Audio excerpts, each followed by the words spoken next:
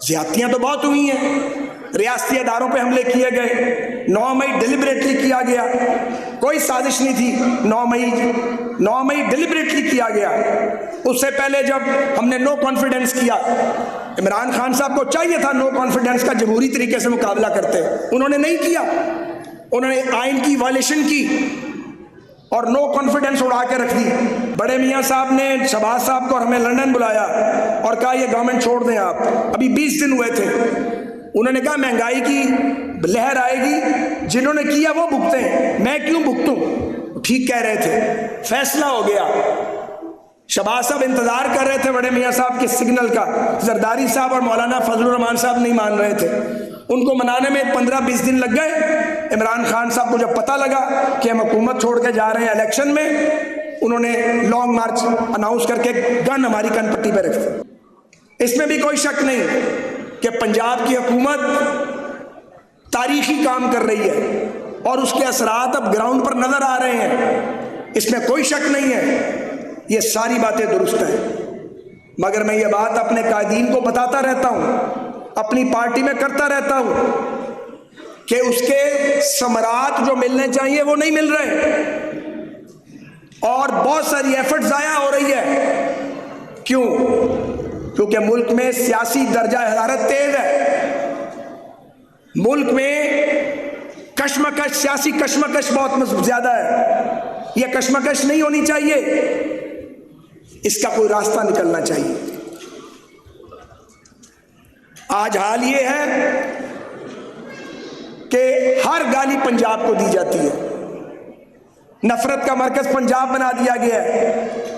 आम पंजाबी का फैसला साजी में भाई कोई किरदार नहीं है, कोई नहीं पूछता पंजाब के आम आदमी को, फैसले तो कहीं और होते हैं, पंजाब को गाली पड़ती है। लेकिन लाशें पंजाबियों की आती हैं, मेहनत कशों की, जिनका यहाँ की पॉलिसी मेकिंग से विचारों का बाहर से भी नहीं गुजर सकते। तो जनाब, मैंने ऐसी नफरत सूबों के दरमियान पहले कभी ऑब्जर्व नहीं की। मुझे डर लगता है, मैं खौफजदा हूं। मैं चाहता हूं एक सियासी कारकुन के तौर पे कि मशरकी पाकिस्तान के सानहे के अवामिल से सबक सीखा जाए, मगर नहीं सबक सीखा गया इस मुल्क में, इसलिए नफरत बढ़ती जा रही है। दावड़ साहब ने फेडरेटिंग यूनिट्स की बात की। मैं ये सवाल अपने आप से पूछता हूं, जवाब नहीं मिलता कि टीटीपी से लड़ाई तो बनती है, बीएलए से लड़ाई तो बनती है, दहशतगर्दों का तो मुकाबला किया जाना चाहिए, मगर वो फोर्सेस जो आईने पाकिस्तान को मानती हैं, उनके साथ आखिर हमारा क्या मामला है। मैं ये मुतालबा करना चाहता हूं, ये अपील करना चाहता हूं पाकिस्तान के नाम पे कि खुदा के लिए वो कुव्वतें जो आईने पाकिस्तान को तस्लीम करती हैं, जो सब्ज हलाली परचम को सर बुलंद करती हैं, उनको इकट्ठे होना चाहिए। वो सियासी कुव्वतें हैं या वो रियासती अदारे हैं। पाकिस्तान मुश्किलात में गिरा है। मैं सवाल पूछता हूं, क्या सारे मसले खत्म हो चुके? क्या गुर्बत के खिलाफ जंग हम जीत चुके? क्या भूख खत्म हो गई है? क्या भारत का खतरा टल चुका? क्या अफगानिस्तान से ताल्लुकात ठीक है? क्या दहशतगर्दी खत्म हो चुकी है? क्या पाकिस्तान की मईशत टेक ऑफ कर चुकी है? क्या हम दुनिया की बड़ी इकोनॉमी बन चुके हैं? बताएं मुझे। ऐसा कुछ नहीं है। तो ये हमारे दुश्मन है। हम दुश्मन से नहीं लड़ते, एक दूसरे से लड़ते। हम एक दूसरे से लड़के अपनी एनर्जी जाया करते हैं। इस कौम के 78 साल जाया हो गए हैं और कितने बरस जाया करेंगे हम पाकिस्तान के? पाकिस्तानियों का और कितना वक्त जाया होगा? पाकिस्तानियों को पाकिस्तान के साथ जुड़ना है। यहां करने को बहुत कुछ है, लोग बाहर जा रहे हैं, कुछ काम ही नहीं मिलता लोगों को। कैपिटल की फ्लाइट हो रही है, कैपिटल तो पाकिस्तान के अंदर आना चाहिए। ये कौन सोचेगा? दुरुस्त कहा है शामी साहब ने, ये सियासतदानों का काम है। सियासतदानों का काम है ये, वो अपने आप को कामयाब साबित करें। मार पड़ती है, रगड़े लगाए जाते हैं, फिर बर्दाश्त भी किया जाता है। हमने पीपल्स पार्टी को बर्दाश्त नहीं किया। हमारे वालिद के कातलों को हमारे साथ बिठाया गया, हमने बर्दाश्त किया। उनके साथ हंस के मिले पाकिस्तान की खातिर। तो हमें बाकी लोगों से भी बात करनी पड़ेगी। ये बात किए बगैर रास्ता नहीं बनेगा, बात करनी पड़ेगी। आज करें या कल, कल करें या परसों, बात करेंगे तो मसला हल होगा। जो कुव्वतें आइन पर यकीन रखती हैं, जो पाकिस्तान के परचम को मानती हैं, उन्हें बैठना पड़ेगा। ज्यादतियां तो बहुत हुई हैं, रियासती अदारों पे हमले किए गए, 9 मई डिलिबरेटली किया गया, कोई साजिश नहीं थी। 9 मई डिलिबरेटली किया गया। उससे पहले जब हमने नो कॉन्फिडेंस किया, इमरान खान साहब को चाहिए था नो कॉन्फिडेंस का जमहूरी तरीके से मुकाबला करते, उन्होंने नहीं किया। उन्होंने आइन की वायलेशन की और नो कॉन्फिडेंस उड़ा के रख दी। उनकी अपनी गलतियां बहुत हैं। 2 बार, मैं गवाही देता हूं, 2 बार हम इंतखाबात की तरफ गए।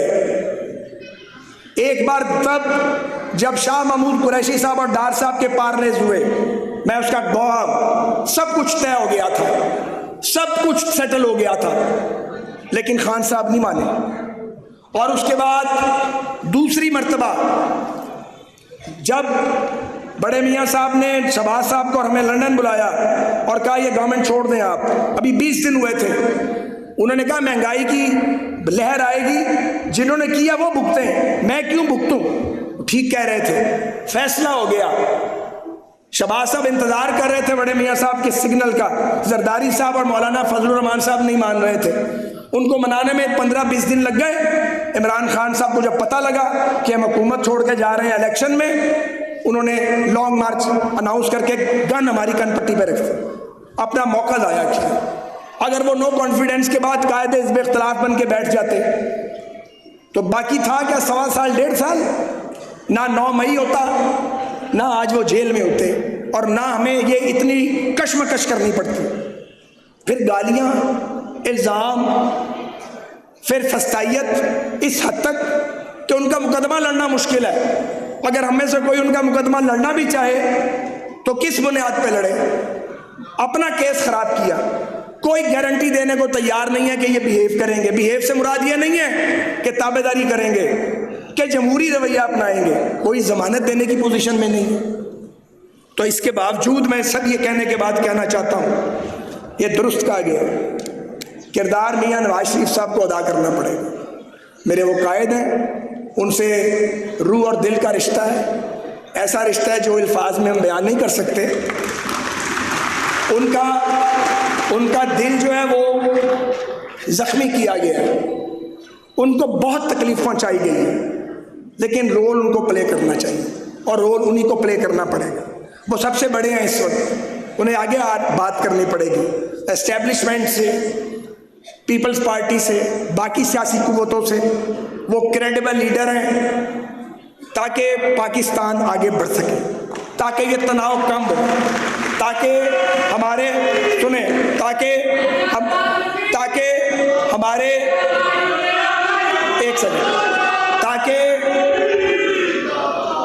सेकंड बैठ जाए, प्लीज बैठ जाए, ताकि हमारे मुखालिफिन जो सियासी मुखालिफिन में हैं उन पर प्रेशर कम हो, उन्हें भी बात करने की आज़ादी मिले, वो भी अपना मौक़िफ़ पेश कर सके। ये अजीब बात है कि सियासतदान सियासत पे बात ना करे। भाई घोड़ा घास नहीं खाएगा तो क्या करेगा, सियासतदान तो सियासत पे बात करेगा। सियासतदान तो सियासत पे बात किए बगैर रह ही नहीं सकता, उसकी बात को सुनना पड़ेगा, अच्छी लगे या बुरी लगे। मुखालफाना बातें सुनेंगे तो रास्ता निकलेगा।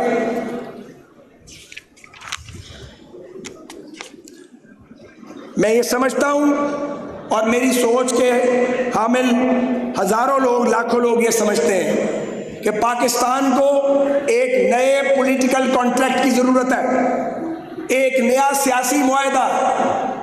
शायद हम नया आइन ना बना सकें, लेकिन उस आइन में रहते हुए, उसके प्रीव्यू में रहते हुए एक पॉलिटिकल कॉन्ट्रैक्ट चाहिए, एक नया मिसाके जमहूरियत, एक नया मिसाके मईशत, जिसकी बात शहबाज शरीफ साहब ने की थी और उनका मजाक उड़ाया गया था। वो आज भी उतनी वैलिड बात है। मिसाके मईशत भी चाहिए, मिसाके जमहूरियत भी चाहिए।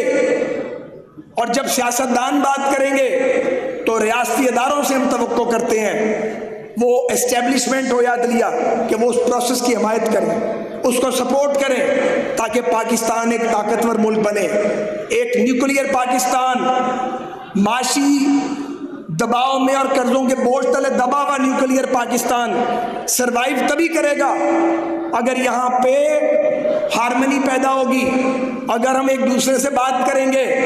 जब आप जंग लड़ते हैं दो मुल्क तो उनके भी DGMOs एक दूसरे के साथ गुफ्तगू करते हैं, तो हम एक दूसरे के दुश्मन नहीं हैं, हमें एक दूसरे से बात करनी है। और मैं फिर कहूँगा तकरार के साथ कि हमें इस मुल्क में और इस दरख्वास्त पे गौर किया जाना चाहिए, हर सतह पर इसको संजीदगी से लिया जाना चाहिए कि इस मुल्क में वो कुव्वतें जो आईने पाकिस्तान को तस्लीम करती हैं, जो पाकिस्तान के परचम को सर बुलंद करती हैं, उनका कितना भी इख्तलाफ है सियासी या अदारा जाती या धड़ेबंदी का इख्तलाफ है, उन्हें एक नुक्ते पर आना पड़ेगा कॉमन पॉइंट्स के ऊपर, ताकि पाकिस्तान के बैरूनी दुश्मनों और जो दहशतगर्दी का हमें शिकार करते हैं, जो दरिंदे बम चलाते हैं इस मुल्क में, बेगुनाहों का खून बहाते हैं, हमारी फोर्सेस पे हमले करते हैं, जो कौमी इमलाक को नुकसान पहुंचाते हैं, उनका हम मिलकर मुकाबला करें।